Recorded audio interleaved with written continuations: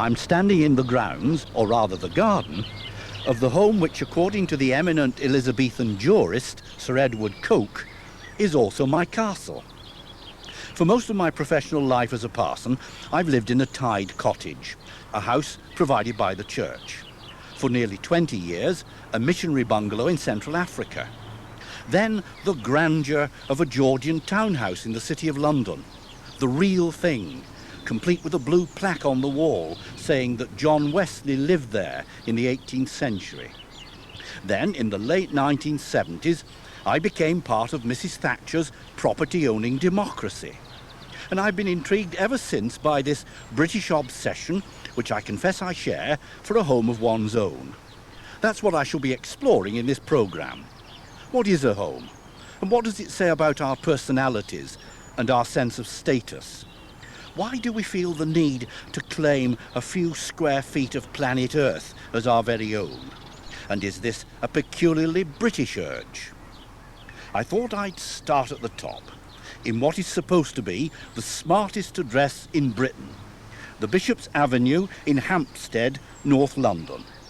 My guide is Mark Goldberg, Associate Director of the estate agents Hamptons. It's a road with numerous big mansions, lots of very large gardens, been very, very popular with the international market, one where a lot of embassies have bought houses, where a lot of Middle Eastern royalty, a number of eminent sort of local people. Now take that house there, which doesn't strike me as being a period house. I mean, it's a very big house, but it doesn't strike me as having much character to look at. How much would that cost me? Right, that one there has recently been on the market for about £3.5 million. It's a modern house, yes, it was actually built in the middle of the 80s. Why would I pay £3.5 million for that? Right, well, firstly, you're on about an acre of grounds. You've got the best part of 8 bedrooms, plus a staff accommodation as well. There's a very big leisure facility there, a big swimming pool, a big sports hall. Is that the most expensive house in this road? No, not at all. In fact, a couple of years ago, a house came onto the market at £25 million. 25 million? Indeed. Very substantial house of about 30,000 square feet. It came on the market at 25 million. It actually sold last year in a very secretive deal, perhaps for something a bit closer to around 10 million.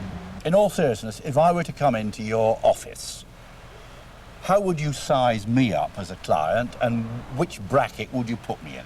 Right, no disrespect, but I wouldn't peg you for being a buyer on the Bishop's Avenue. Oh, really? Well, why not? Right, I think you'll perhaps go for a much more of a village house, somewhere perhaps closer to shops, somewhere perhaps where you can walk your dog on the heath, and perhaps you'd probably appreciate English architecture, Victorian, Georgian, as opposed to some of these nouveau.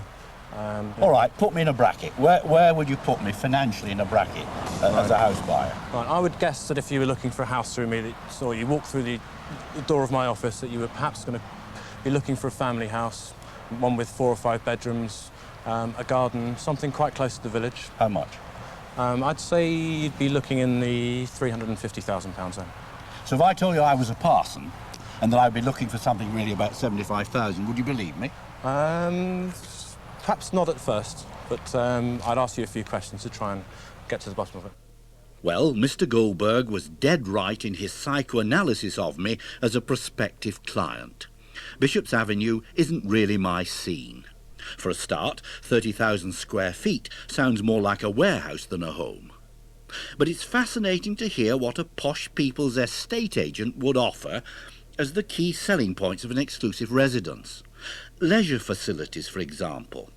By definition, leisure is what we do with our spare time. The idea of the home has come a long way since the days when it was a bare shelter from the elements, and most of our lives happened somewhere else. John Burnett, Professor of Social History at Brunel University, explained to me how the concept of home has developed and changed. The great concern in the earlier 19th century, the early part of last century, was for a sanitary home. The great anxiety then was about the spread of epidemic diseases, like cholera, typhoid, typhus, in the industrial towns of the early 19th century, which were without drainage, without proper water supplies, without privies. Then you moved on, perhaps in the late 19th century, to the idea of the moral home. By the 1880s, death rates were falling, Most towns had now got sanitation systems. And the anxiety now was, I think, in terms of morality, I would say, the feeling was that a family home needed 3 bedrooms so that there could be a proper separation of the parents from the children and the children of the 2 sexes. And so from the 1880s you got the development of the so-called bylaw houses, rather long monotonous rows of through terraces, no longer back-to-backs, with a couple of living rooms and 3 bedrooms and a little backyard where you could have your own privy. And then I think between the 2 world wars, with the big development of council housing and also the big development of speculative housing, I think you could call that the convenient home. Very much the result of the Tudor-Walters report in 1918, which set down standards for new houses. Bigger in space than pre-war houses, 900 to 1,000 square feet in size, much less dense to the acre. It should have a good sized sunny living room, it should have 3 bedrooms, it should have an internal WC, it should have an internal bath. In other words, standards which had really only been available to the middle class began to be available to the working class in the 1920s and 30s. So how would he describe the stage we've reached now? It's difficult to give it a single label, I think, of the home of today, but comfortable stroke flexible might be an adequate description. Comfortable in that people have come to expect all their house to be warm, and that's a new thing. In the past we warmed 1 room and we huddled round a fire in winter and the bedrooms were ice cold. Now we expect homes to have all their rooms heated, and one of the reasons for that is, of course, it gives a much more flexible use of space, and children's bedrooms can become playrooms, for example. I'm not even sure that the television has taken the place of the fire, in the sense that the family now gathers around the television, because many children have their own televisions in their own bedrooms anyway. The urge to privatise one's life, not just to shut oneself off behind walls from the rest of the community, but within the house from other members of the family, is for me a novel experience.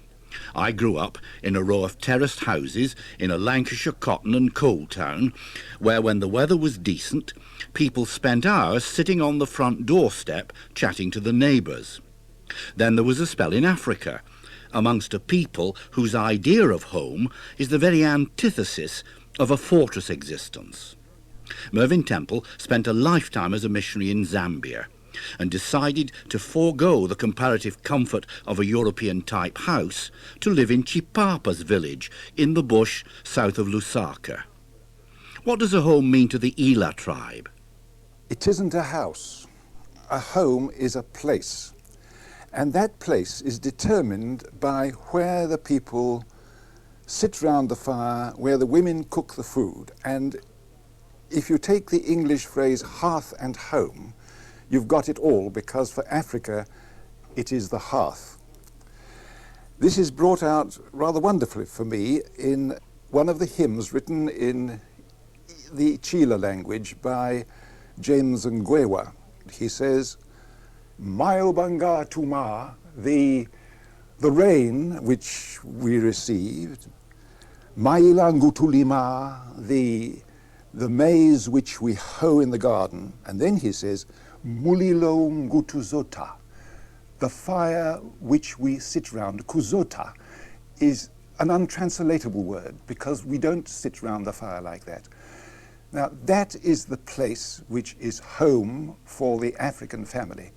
One mutual friend of Mervyn Temple and myself, whose political fortunes have taken him from mud hut to presidential palace and virtually back again, is Kenneth David Kaunda, for over 27 years President of the Republic of Zambia.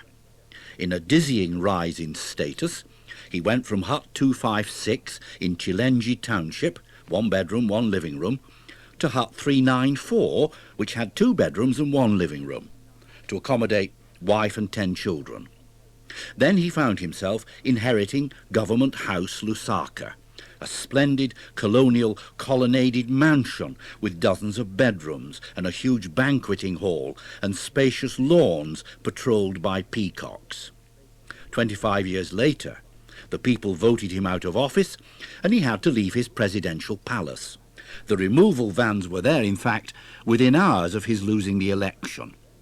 But he still remembers his feelings on the day he moved in. At first, he was embarrassed and troubled. It's as if you were mocking the people in Chilenge, where you had lived for many, many years. I betrayed the people in Chilenge, leaving them there to come and live in a mansion like that. But I realized, on the other hand, that I had to have a place from which to operate and serve them, and perhaps through that effort, find something better for them too.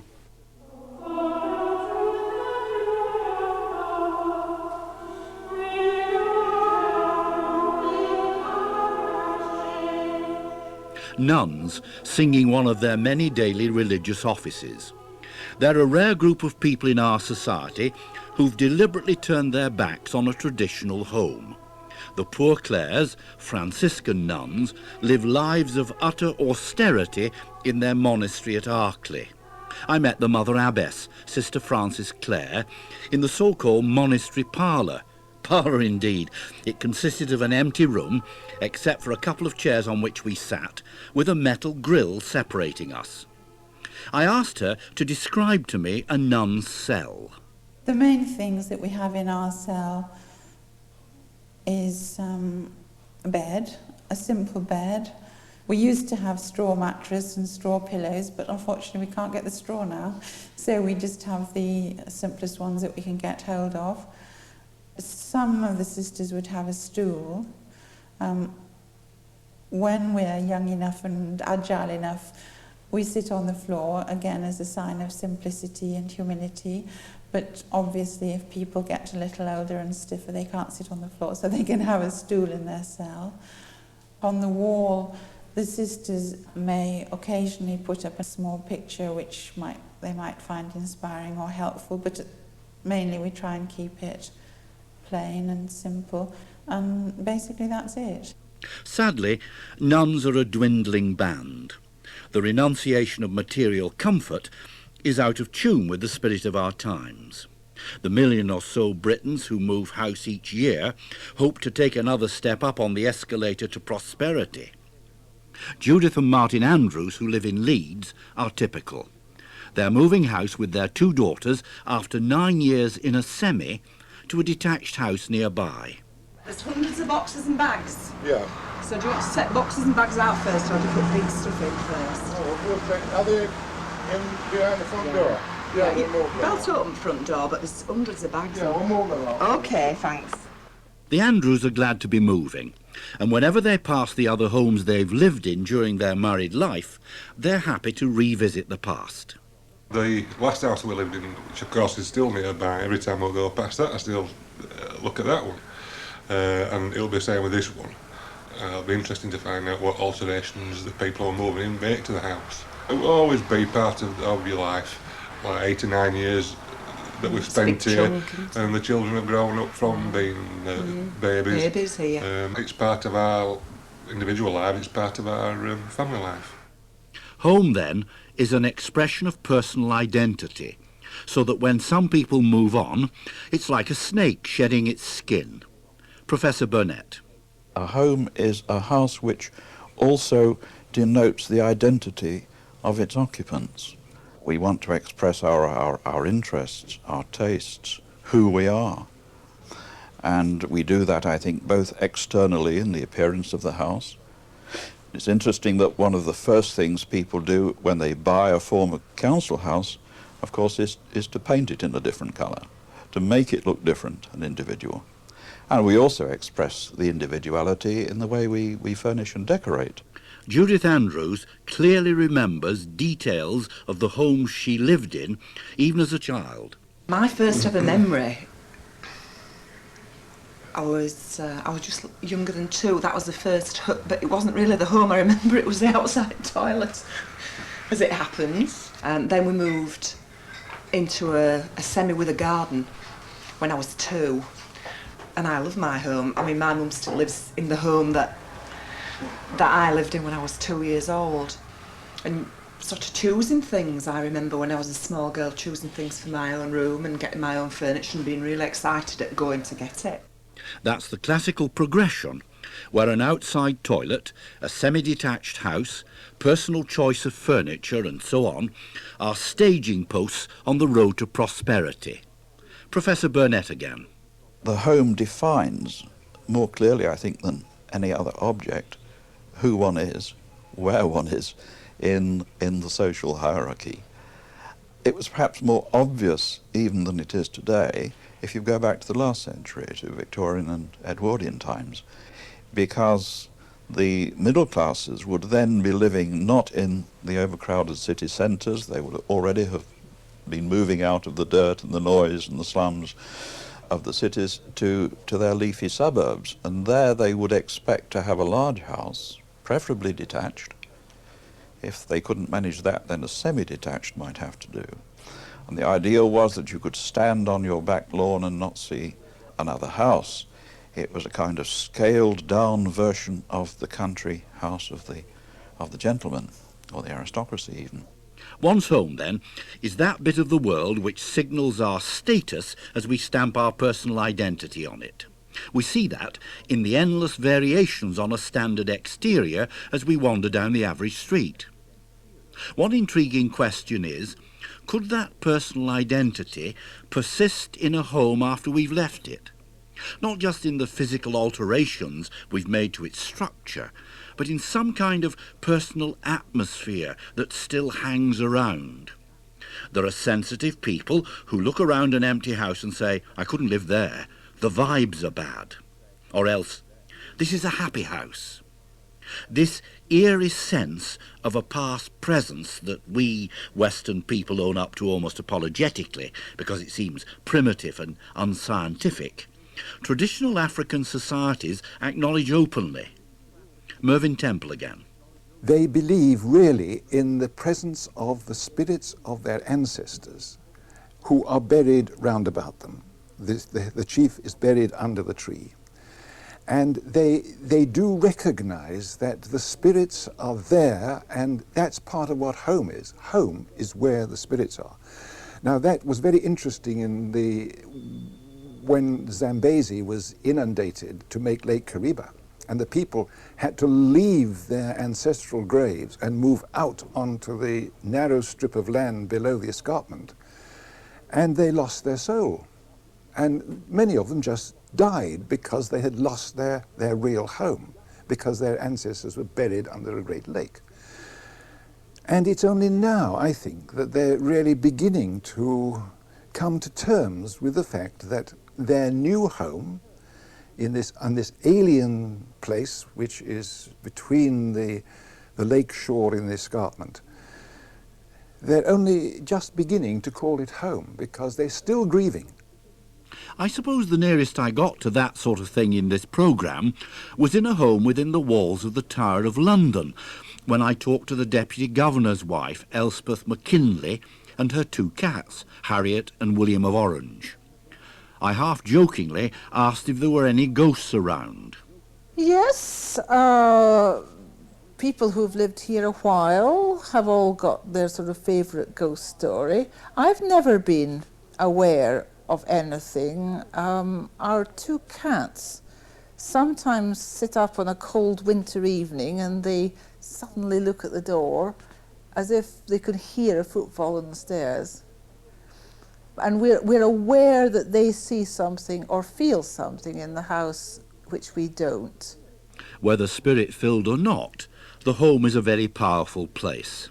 And in order to safeguard our sense of personal identity, we probably invest more of our worldly treasure in it than in any other material possession. It's the visible expression of our worth, a brick-solid investment for the future. We mortgage our lives to buy it, and we accept all kinds of financial hardships to hold on to it, so that one day we can say with quiet pride, that's our very own. which is why the vision offered in the Thatcher years of a property-owning democracy was so seductive. But for many, the dream of ownership has turned into a nightmare. John Wrigglesworth is head of building societies and housing market research at the investment bank UBS. Due to up to 30% price fall since 1989, there are over 1 million people presently where mortgages are higher than the value of their homes. They're in negative equity. Their castles have turned into prisons. They're unable to move. But that figure is the tip of an iceberg. There are many with mortgages below the value of the home, but so near the value of the home they still can't move because they can't afford the estate agency fees, the deposit for a new house. They are still trapped. I estimate there's probably about 2.5 million people with insufficient equity who are still trapped in their homes. Now these people, 2.5 million, represent 1 in 4 of all mortgage payers. This is social misery for millions. Social misery is compounded by deep humiliation for those who are forced out of their homes by repossession. And perhaps the worst indignity of all is if the property they once owned goes under the auctioneer's hammer. Lot 209. Who'd like to start me for 17 Lawrence Walk, Nimrod Drive? There it is, leasehold, first floor flat. Any way you like, call me out a bid. Very keen to sell this one, ladies and gentlemen. Realistic figures here. 5,000 at the back. 6 I have now. 6.5, gentlemen. Bidding for a 2-bedroom flat. I know it's hard to believe. 6,000 at the back I have against you. 6.5, yeah. 7. And 7.5. 7.5 here, blue shirt. 7.5. 8. 7,500 then with you, sir. For the first time at 7.5 against you. Second time at 7.5. Third and last time down here, lot 209 at 7,500 pounds against you. Have you done? Sarah Moss, then aged 19, and her partner bought a house in Norfolk for £39,000 as an investment. But she had just 3 years to enjoy it before her partner left her. She couldn't cover his share of the repayments, the house was repossessed and finally sold. I received a letter saying it had been sold at auction in London for £8,000. I was just gutted, absolutely gutted, and obviously you can't seem to foresee into the future anymore because you're constantly worried what's going to happen. Sarah is back living with her parents, but in what is the bitterest irony for people in her position, she's saddled with a £26,000 debt on a house she no longer owns. She's also had to cope with trying to salvage her pride. I was proud. I actually had something. I'd actually thought, well, okay, I'm going to be paying a mortgage, but it was something that I could say, well, yes, I own a house. I thought, well, yes, I'm 19 years old, I've got a house, and it was something, I suppose, you can go around telling your friends and your family, and it was something that I'd done before a lot of my friends. So, yes, it was something to be proud of. Janet Ford, senior lecturer in sociology at the University of Loughborough, has studied the psychological impact on homeowners of repossession. The longer the repossession crisis has gone on and the arrears crisis has gone on, we're beginning to see just a small proportion of people in that position who are just glad to be out of home ownership. And that's a real difference with the mid and late 1980s, where almost everybody wanted to remain a homeowner. It's still only a very small percentage of people, but there are just some people who say, we just realise that it was not for us, we want to be out. In that sense, there's quite a psychological relief. A tremendous weight is taken from them, and they feel that as tenants, they have something that's more manageable. For the majority, however, I still think that repossession is a particularly stressful and a draining process. In the 1980s, home ownership was presented to people as the success story. If you wanted to aspire to improving your circumstances, if you wanted to acquire status, then you wanted to get onto the home ownership ladder. Now, if you have had that as a set of beliefs, then to lose your home is psychologically really very damaging, and people feel that they have failed, although increasingly they recognise that they've failed not through any fault of their own, but through circumstances beyond their own control, the labour market, what they were told about owning, rising interest rates. The former housing minister, Sir George Young, acknowledges that the rush to buy homes as an investment led to serious problems.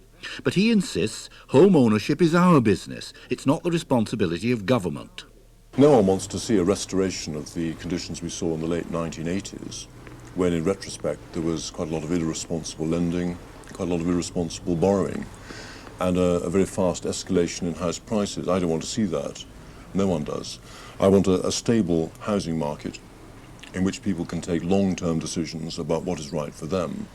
Nobody wants to see the housing market become a place where people invest in order to get rich or to make a quick capital gain.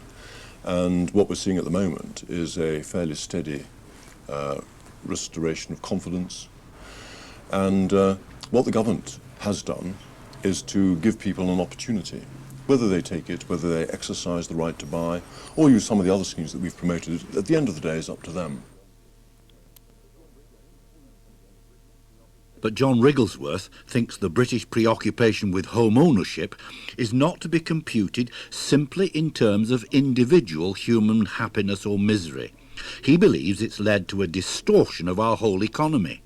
The UK has the unenviable, perhaps, reputation of having the highest percentage of the personal sector wealth tied up in housing, which means that obviously the whole economy is much more sensitive to what house prices are doing and what our attitude towards home ownership is.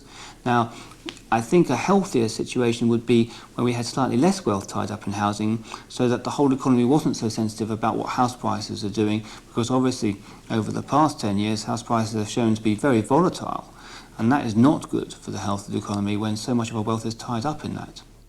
In terms of the number of homeowners, Britain falls in the middle of the European League table with 67%.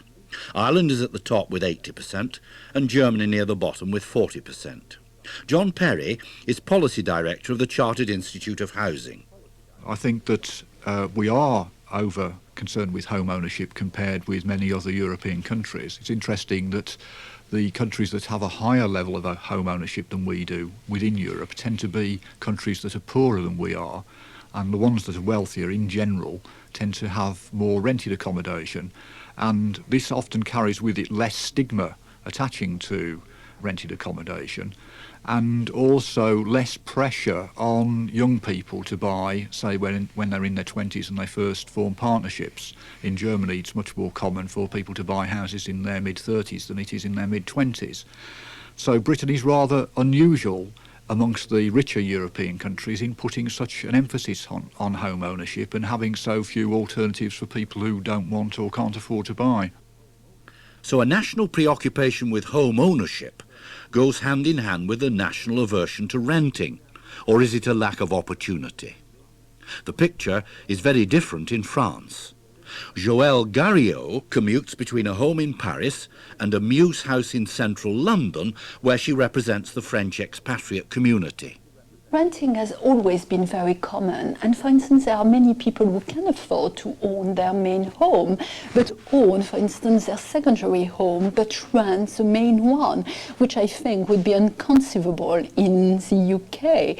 And I know, for instance, lots of French people who are desperately trying to rent properties in London and who have difficulties finding anything empty, because here also in the UK you rent out something which is furnished, while in France people are in the habit of owning their furniture and just changing apartments, renting one better and better each time, but that they rent out empty. So that's another big difference between the French and the English property market. That reference to the English property market would be endorsed by Professor Duncan McLennan of the Centre for Housing Research at Glasgow University. He thinks there are distinct differences even within the British Isles. In Scotland, at least until very recently, it wasn't in any sense regarded as being second best to be a renter. In fact, the majority of the population were renters. And many people of my generation who are homeowners have parents who were renters and indeed may well still be so. So the cultural attitudes about renting and owning are very different between Scotland and England. England is distinctive from Europe as a whole. There certainly does seem to have emerged the notion of the Englishman's home as his castle, and that home owned rather than rented. And I think that it's become part of the definition, the expression of people's progress in some sense. According to the statistics, Jill Sullivan is in the minority. She's certainly the odd one out in her family. Owning her own property has no attraction for her, and she brought up her two daughters in rented homes. She was a council tenant for over 20 years, and now she's renting privately. I prefer to rent because I actually don't like the idea of owning my own property for all sorts of different reasons. The main one of those being that I didn't want to be tied to any specific area. It feels like a ball and chain around my neck. Through renting, I've got the option of where I live. If I want to move, I can, any time I want to, without all the hassle of having to go through estate agents and all the complications that means. I like the freedom of it. But does she feel there is some stigma attached to renting rather than owning a house? I think society views tenants as somewhat of an underclass. I don't actually understand that, because now that I'm actually living in a house in a suburb, I really feel that people assume that I own it anyway. So unless I actually state that I'm renting it, it doesn't arise, that attitude doesn't arise. But I'm sure that it's there. John Wrigglesworth thinks the explanation for this is simple, although he believes the pattern is changing as private rentals creep up toward 10% of the housing market. One of the unusual factors about the UK economy is the high percentage of social renting and the small percentage of private renting. Because the majority of rented accommodation is council house or housing association, then there is a stigma. People think of renting as that which you do if you can't afford a house. But I think that's changing. Over the last 3 or 4 years, private renting has gone up. For young people, even if they can afford to buy a house, they begin to realise they shouldn't, because they don't know where they're going to be the next year. They might only want a house for 6 months. They don't know whether they're going to get married or not. For insecure young people, buying is probably a very silly thing to do.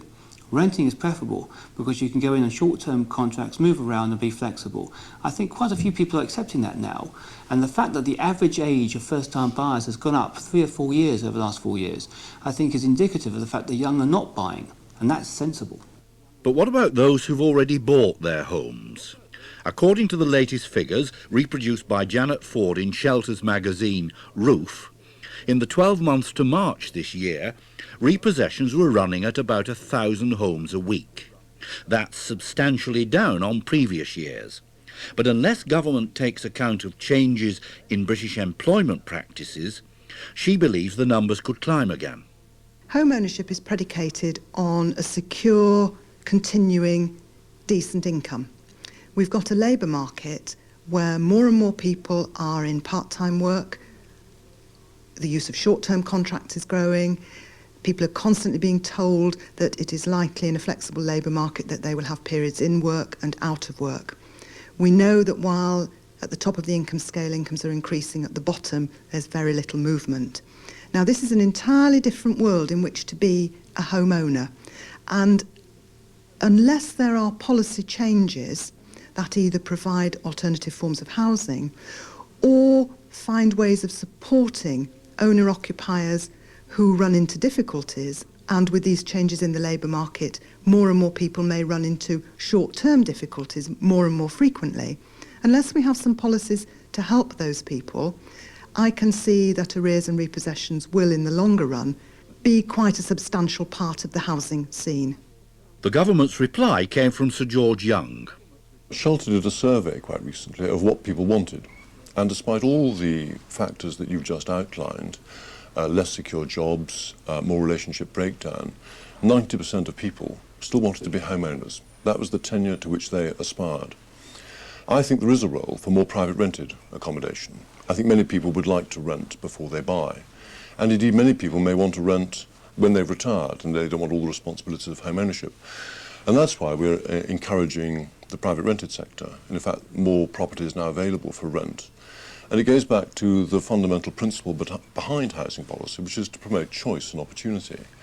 But at the end of the day, whether to rent or whether to buy is not a decision that the government takes. It's a decision that an individual takes. My policy is to promote choice and opportunity and allow people to decide what is best for them. In that political lottery called a cabinet reshuffle, Sir George was promoted to the post of Financial Secretary to the Treasury.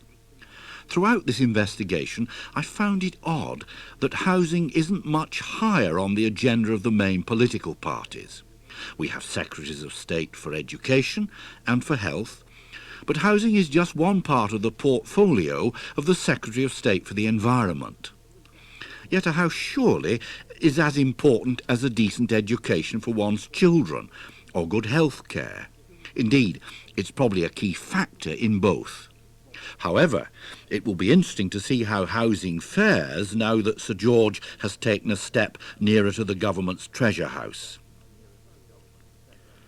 I've talked about home as an expression of identity, as a status symbol, and as a prudent investment or a millstone round one's neck. But I sense it fulfills yet another role in our lives, that of a sanctuary. Interestingly, it was two non-Brits who put me onto this, Kenneth Cowender and first Joël Garriot. Home is perfectly where you feel comfortable, where you escape from the pressures of work, of social life, where you can just relax, read a book and be yourself. Home is, to me, something much more than just my wife and children. It's the place for my extended family. It's a place for my friends, close friends and relatives. Home is a sanctuary for myself, for my immediate family, for my relatives, for my friends. But how can a home function as a sanctuary when one is constantly on the move? I spent much of my life as a temporary resident of one place or another in Africa or Britain, but I've been an old stick in the mud compared with some service families. Before settling in her latest home in the Tower of London, Elspeth McKinley experienced the upheavals of expatriate life as she followed her husband round the globe from embassy to embassy. She now works for that splendid organisation, SAFA, which helps service families. I think it's quite difficult to keep up your enthusiasm for finding shops, friends, schools for the children and this kind of thing. And not so much if you're a service wife, but if you're an expatriate wife, you have to remember that when you are at home in UK, in Great Britain, you probably have a very nice house with a garden, whatever. If something needs doing, you ring the plumber or the electrician. Now, when you move into a service quarter or when you move into an expatriate house overseas, everything is then being done through your husband. Suddenly you're not in control anymore. And if something needs fixing, you have to ask your husband to get the office, to get the landlord, to then come and fix it. And I think that's a tremendous difficulty for wives. And what about the children of these highly mobile families? When Mervyn Temple was a missionary in Africa, where was home for his family? Looking back, I've realized how profoundly difficult it has been for my 4 children to be able to say where their home is, where their roots are. They spent their first, all of them, 10 or 15 years with me in Africa. Then, because of the changing situation, because of their need to have education, because it was clear that at that time there may not be any place for the white man in Africa, they came to Britain. And they are still trying to come to terms with where they belong. Perhaps the group in our society who can speak with a peculiar and painful authority about the importance of home as a sanctuary are the young homeless.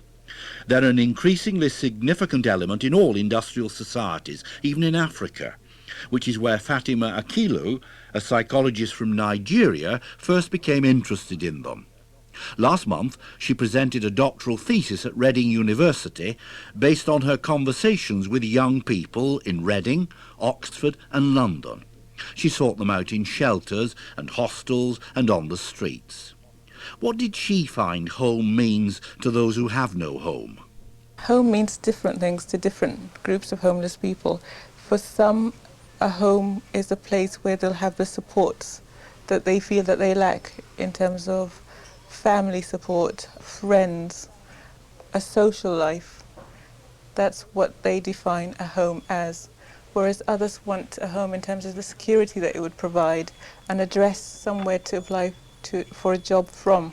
People who tend to have supports in place already want an address, if you like, so they want a house. Whereas people who don't have the supports want a home with all that support that entails. What was the psychological impact of long-term homelessness? Some people who've been homeless for a long time form a homeless identity, if you like, and that's how they survive as homeless people.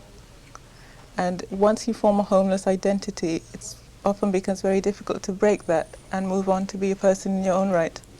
What are the characteristics of a homeless identity?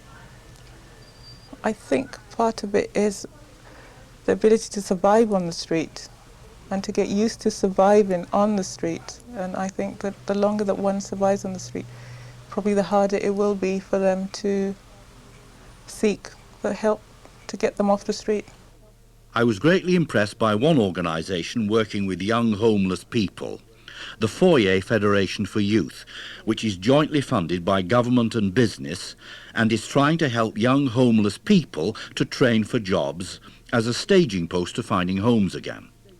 I visited one of their schemes in Wimbledon, South London, operated in partnership with the YMCA. I talked to a group of young people and began by asking James whether he thought no home is worse than a bad one. Yes, I do, because with a bad home you can try to change it. When you've got no home, you've got no chance, no money. Everything just goes out the window as soon as you walk out of wherever you were living and start living on the streets. That's it. Nobody will want to help you. There's no chance of getting out of it, and you're very lucky if you can. Kathy, is it frightening to be without a home? Yes, it is, because you're afraid that you won't have the support that you associate with a home. And being alone or being ill and alone, and you haven't got people around you to look after you, to care for you, love you, and that is a very basic human need, and it's very scary if you haven't got that. So even if you had a home in the sense of a roof over your head and four walls, that really would in itself not be enough. You need... No, definitely. What more do you need? You need human contact, love, care, support, friends.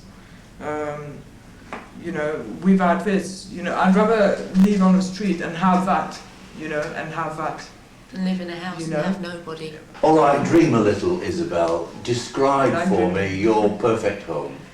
My perfect home? Oh, well, coming from Mauritius, it will definitely be by the sea. I'm not materialistic, so, a little hut, wooden hut or something would suit me fine. And plenty of friends. James, what is...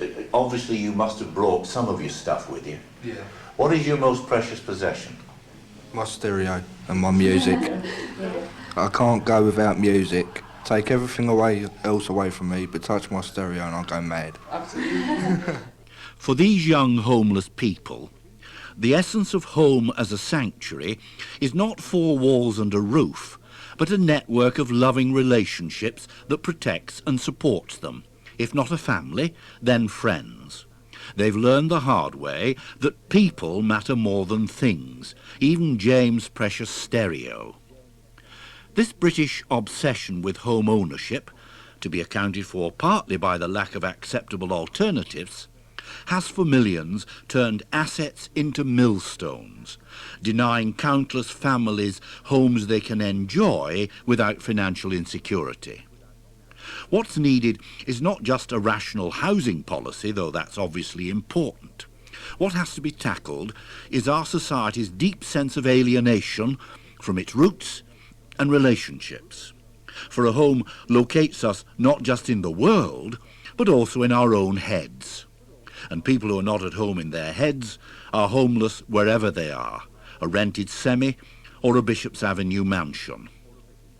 For me, the making of this programme has been overshadowed by the war in Rwanda and those scarifying television pictures of an ocean of human beings carrying on their heads what's left of their homes.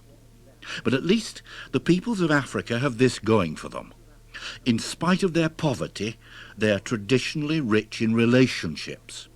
And as those young homeless people in Wimbledon had learned the hard way, a home's nothing if it's not a web of unconditional love and support.